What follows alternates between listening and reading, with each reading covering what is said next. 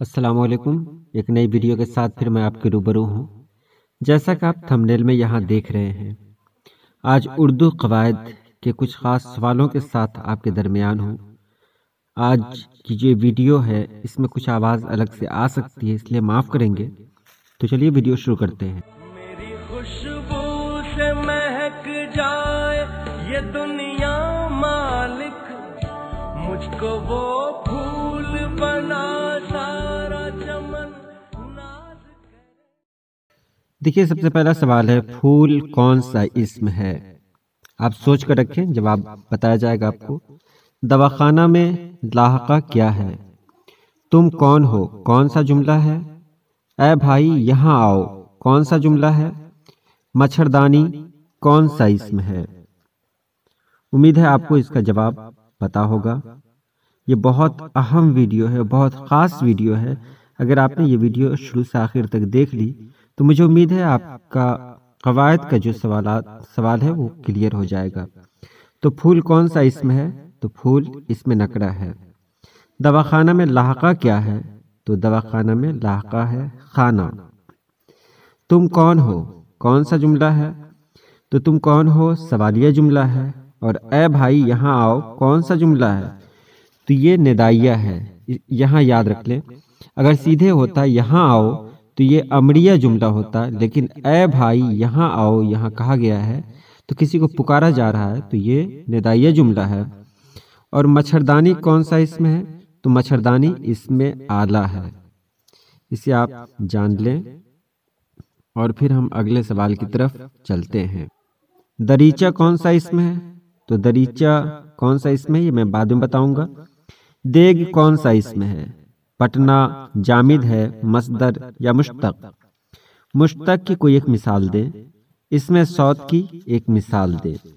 یہ سوال آپ کے سامنے ہے اور آپ اس کا جواب ڈھونڈیں۔ جواب تو بتایا ہی جائے گا، لیکن پہلے آپ جان لیں کہ اس کا جواب کیا ہو سکتا ہے۔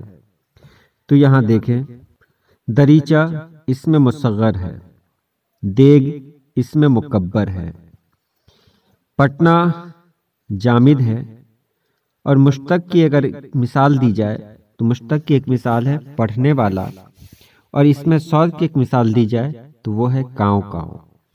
پھر میں اوپر سے آتا ہوں، دریچہ اسم مصغر ہے، وہ اسم جس میں کسی کے چھوٹا ہونے کا پتہ چلے، تو در مکبر ہے، در سے دریچہ۔ اسی طرح دیگ مکبر ہے تو دیگ سے دیگچی ہوتا ہے۔ اور جامد مصدر مشتق کے بارے میں آپ کو بتایا گیا تھا کہ جامد وہ لفظ ہے جس سے نہ تو کوئی لفظ بنتا ہو نہ وہ کسی لفظ سے بنے، جیسے پٹنہ، دلی، کلکتہ وغیرہ۔ مصدر اسے کہتے ہیں جو جس سے کوئی دوسرا لفظ بنے لیکن وہ کسی لفظ سے نہ بنا ہو، جیسے پڑھنا، لکھنا، آنا جانا وغیرہ۔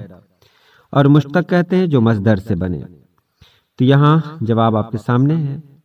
اسم صوت اس اسم کو کہا جاتا ہے جس اسم میں کسی آواز کے بارے میں پتہ چلے، جیسے کاؤں کاؤں کوے کی آواز، میاؤں میاؤں بلی کی آواز وغیرہ۔ اگلے سوال کو دیکھیں، اس میں ظرف زماں کی مثال دیں۔ احمد ایک نیتا تھا، یہ کون سا جملہ ہے؟ یہ کون سا زمانہ ہے؟ اور وہ کب آئے گا کون سا زمانہ ہے؟ تم کامیاب ہو جاؤ کون سا جملہ ہے؟ تم کون ہو میں تم اسم ہے، ضمیر ہے یا صفت ہے، کیا ہے؟ تو اس کا جواب آپ سوچ کر رکھیں، جواب آپ کو بتایا جا رہا ہے۔ اس میں ظرف زماں کی مثال ہے صبح۔ احمد ایک نیتا تھا، یہ ماضی ہے۔ وہ کب آئے گا؟ یہ زمانہ مستقبل ہے۔